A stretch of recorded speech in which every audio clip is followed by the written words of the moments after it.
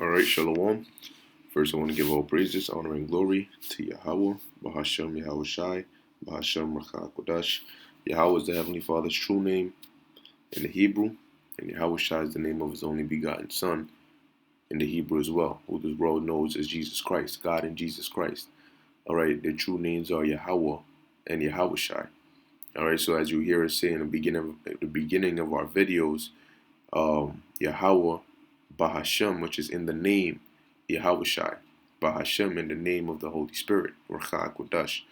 All right, those are the true names of the Heavenly Father. All right, that's just for new viewers who might have been wondering what is it that they say in the beginning of their videos. Well, in essence, we give all praises to the Most High Yahweh in the name of His Son, Yahweh Shai.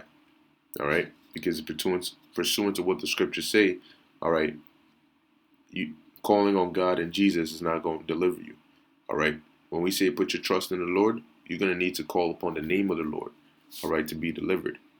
All right. And it's not God or Jesus. This is an article here published today. It says Spain reports 2,000 new COVID-19 cases and more than 100 deaths in a day. All right. Let's see. Let's see what this has for us. It says Madrid, Spain on Sunday, March 15th, reported about 2,000 new coronavirus cases and more than 100 deaths over the last 24 hours. And we're going to start to see these numbers rise more and more as they increase the amount of people being tested, especially here in the U.S. Okay? It says, and that's what's going to make the virus sound even more deadly and lethal. Because now, let's say 2,000 new cases and 100 deaths is only 5% of the population that you tested. If you would test 10%, 20%, 30%, 50%, now the deaths are going to, let's say, 1,000 deaths in a day. You know, 13, 15, 20,000 new cases in one day.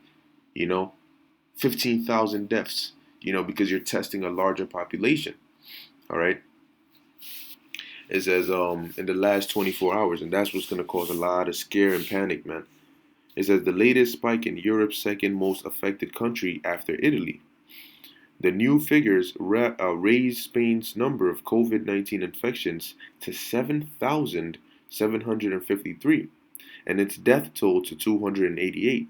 So almost about half of its death toll happened overnight, or Slovakia within 24 hours, I should say. It says after the government imposed a near total nationwide lockdown, banning people from leaving home except to go to work, get medical care, or buy food. All right, this is a complete shutdown of all that mirth and all the jokes and the partying and all that done. All the leisure activities that you used to go outside to do, done. The Lord is taking all that away, man. Okay? And this is going to affect business, gyms, movie theaters, you know, bodegas. Well, some might be open, but for these main places people go to for fun, it's all going to be stopped, man. It says Spaniards hunkered down in silent cities with children's playgrounds blocked off with police tape after the government imposed sudden, severe restrictions on public life. It says Spain, the second worst affected European country after Italy, on Saturday ordered its 47 million citizens to stay indoors except for necessary outings such as buying food and medicine. Social gatherings are banned. Okay, now it might get to the point where they might just say, "Look, to hell with all that, man. It's don't nobody leave your house. Get what you got to get now, because we're about to put an ultimate lockdown, and nobody's going anywhere." And that's when you see the scrambling. All right, move out. Yo, that's my water. Nah, that's my water. You know, people gonna start going crazy over that. It says among the high-profile figures to test positive were the prime minister's wife, two cabinet ministers, and five players on top flight soccer club Valencia. And that's like we keep saying, the virus doesn't discriminate, and this is an example of the Lord's judgment. All right, but the Lord doesn't care who you are. He took out Kobe. All right. He doesn't care what the Lord doesn't regard you in the sense that this world regards you. Oh, you're a celebrity. Oh, you're a soccer star. Oh, you're a president. To the Lord, you're either an Israelite. Matter of fact, really now it's just you're either part of His elect or you're getting ready for judgment. All right.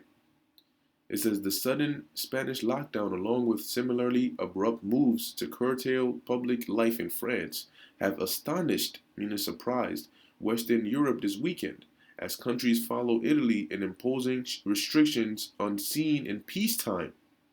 Okay? Public places from city streets to beaches across Spain were deserted, with a strengthened presence of police. That's martial law. All right? Many wearing latex gloves and face masks, ensuring people complied with emergency measures. So that's what when they start deploying these troops, they're there to ensure that you comply with the measures. All right, by consent or by conquest. It says all that could be heard on the empty streets of Madrid was the sound of families behind shuttered windows. People played video games, watched TV, and sat out on balconies. Oh yeah, that sounds all nice and sweet now, but what's gonna happen is it's gonna go from all right, we're shut indoors, and we can do little pleasurous activities while indoors to help pass the time, to now, oh, shit is getting bad, bad, like it's not safe outside or inside. All right, that's Amos. Ah, boy, I gotta find that precept where it says, "As if a man did flee from a lion and a bear met him, and then he ran and leaned his hand on a wall inside the house, and a snake bit him." So that means what? You're not safe anywhere. All right.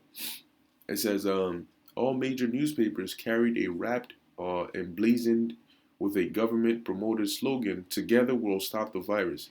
That's funny. Newspapers reported that police could issue on the spot fines of hundreds of euros for those who failed to follow the rules. Man, and soon it's not fines are not going to be enough. It says bars, restaurants, and shops selling non-essential items are shut for 15 days as the country enters a state of emergency. Schools are shut, keeping millions of children at home. All right, this is what's happening worldwide, man. The Lord is visiting the earth. You got people like, oh, the world's about to end. Oh my gosh, what do we do? You should have thought about that when we were out there warning you for years. You think we didn't see all this, man? Okay, why do you think we were so urgent to warn people? This is another article. It says U.S. citizens returning from overseas say they are waiting hours for coronavirus screening at airports. Let me play this clip real quick.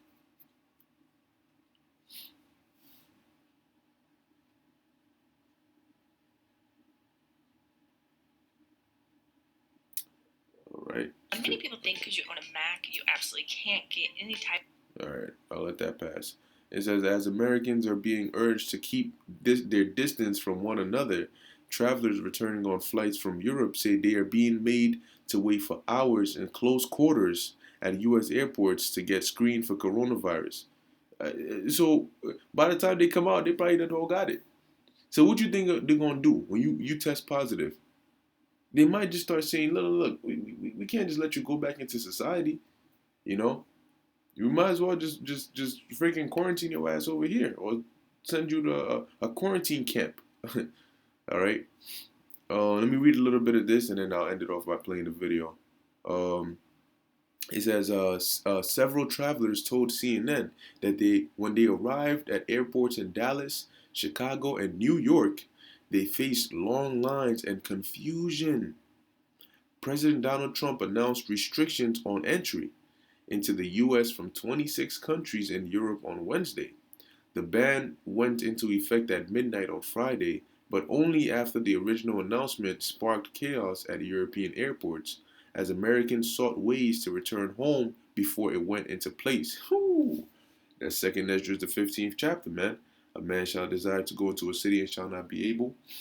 All right. It says Karen Rogers, a passenger returning from Paris by way of London, told CNN Saturday night she had been waiting in line for at least 5 hours to be screened at Chicago's O'Hare International Airport, and was told she would have to wait. She would have, it's like she would have at least another hour to go. Damn, yo. Man, it says CNN has reached out to O'Hare's International Airport and U.S. Customs and Border Protection, but has not received not yet received a response. Look at this. Look at this. So you got, let's say this pink hat woman got it, right? And she cough, and everybody turned around looking at her. You see how packed this place is? You're breeding the virus. They, keep in mind, they're coming from where? Europe. So here it is. What if one of them and the virus is most contagious and spreads in the asymptomatic phase? You might not show symptoms. All right, you might not show symptoms, but you out here. Look at them. Done for. It says very close quarters. And Lewis Schmidt, a passenger returning from Iceland, said the process in place at O'Hare has passengers essentially going through customs twice. Passengers must first wait in line to have their passports checked and to return in a declaration form and medical forms for those returning from Europe, South Korea, Iran, and China, Schmidt said. Look at this, man. Packed. Um, all right, let's see.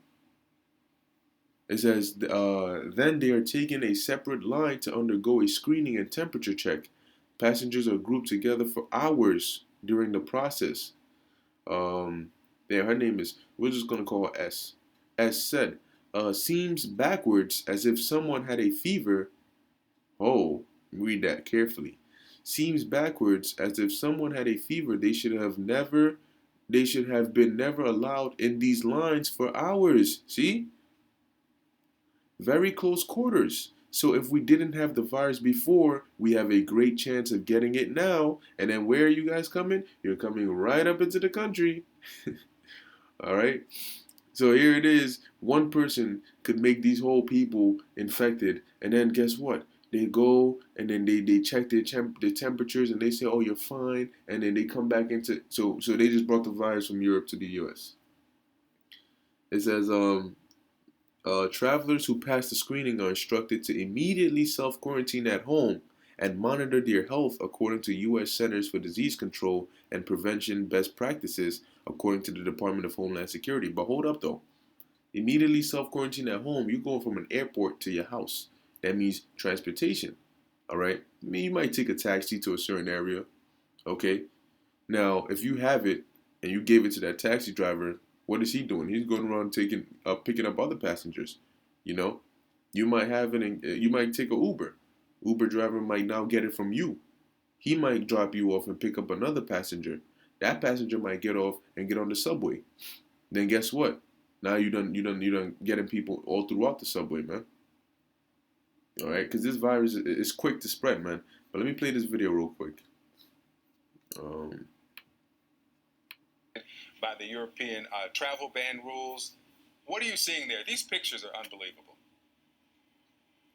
And you know, Victor, these pictures, these stories, they seem to be repeating themselves, especially all the stories that have come in from yesterday. These passenger after passenger describing the scenes that they've been met with upon their return back to the United States. Of course, we're talking U.S. citizens and permanent residents who are able to travel back into the country from these select countries, these regions in Europe. The concern here, of course, is you have the government that's asking people to practice social distancing, but at the same time, many of these passengers coming in waiting for that CDC required testing are being staged or forced to wait in long lines and in cramped spaces. Here's what some of the passengers have to say about their experience. We got off our plane and were directed, down a hall. Yo, look at this. Look at this. Breeding grounds, man.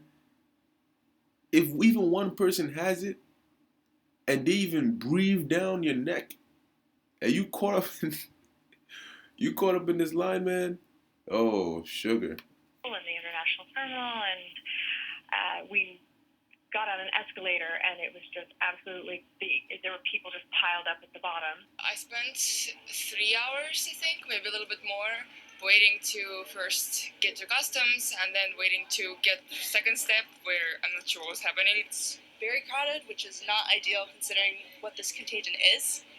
It's the worst system I can think of. All right, let's remember what brought us here. You'll recall just a couple of days ago, the Trump administration announced this new European travel ban and also this accompanying wellness check for all these inbound passengers. They designated about 13 airports across the countries that are meant to basically for these passengers to land. We're talking U.S. citizens and permanent residents. After they go through customs, they then have to encounter some of these workers that are they are asked for their medical history, also for some of their travel history, and they're checked out for potential symptoms. It's a process that, according to the acting DHS Secretary Chad Wolf, says lasts only about a minute. But of course, you multiply that by all the passengers that are coming in, and the result is this logjam. The DHS Secretary taking to Twitter yesterday, saying that the department is aware of these long lines of passengers who are undergoing this increased medical screening, and that they are currently working to add additional screening capacity and currently working with airlines to expedite this. The Secretary then goes on to say that he understands that this is obviously very stressful, very concerning, and asking for patience during unprecedented time. And again, saying that this is a process that only takes about a minute, Victor and Christy. But again, you multiply that by the many passengers who fly into the country every day, and the results are these pictures. And I think what we're seeing here is this is fueling two things. It's certainly fueling criticism by some of the critics that the Trump administration was not prepared to enforce this European travel ban, and also accompanying wellness check. And it also fuels the concerns by many of these passengers that feel they're being crammed into these spaces could expose them to the virus itself. That's it. That's it. That's exactly what it could do. That's exactly what it could do. Let me see what this looks like. That could definitely expose them to the virus, man. What is this, Italy? I'm tired of these commercials, man. Yeah, but that's exactly what it could do, man. And you don't think it's by design? Come on, man. We're about to see some things on this earth, man. All right, let me see this.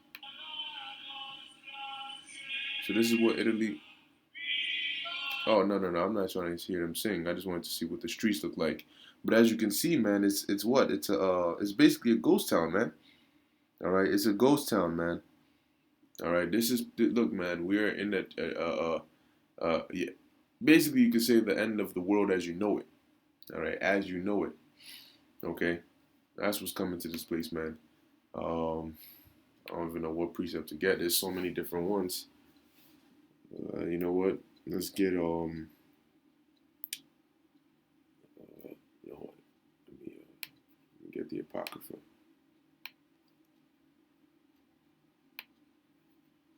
Look at this. 2nd Esdras chapter 6 verse 9. All right, this is 2nd Esdras chapter 6 verse 9. It says, "For Esau." All right, now Esau is who is known today as the so-called white man, but really starting with their elites. All right, the rich, top elite banking families, the Rothschilds, like them. All right, for Esau is the end of the world. All right, and this word "world" in the Greek is eon, which is an age. All right, and Jacob is the beginning of it that followeth. So that's why I said the end of the world as you know it, meaning the end of this age. All right, and how is that going to happen? By what we're seeing right now. We're transitioning into their quote-unquote new world order, but that pursuant to the book of Job, the 20th chapter, right around the 20th verse on down, when they start accomplishing their new world order, that's when Yahushua, the Messiah, is going to come back, and that's going to be the beginning, all right, of it that followeth, the new world, new heaven and a new earth, Revelation, the 21st chapter. That's going to be the beginning of that, all right. So hey, Esau, bring on your new world order, man. Bring your martial law. Bring all this. But just know you're not going to get far. All right? Thus saith the Lord. Okay, so I'm going to end it here. All right? Just, hey, staying upon that watchtower and watching the news, man. All right? Like the Lord told us to do is to what? Measure the times diligently in itself. Okay? But it's only a matter of time, man. So with that, I hope this was edifying unto the elect. Once again, I want to give all praises, honor, and glory to Yahweh, Bahashem, Yahushai, Bahashem, Ruach HaKodesh. Until next time, Shalom.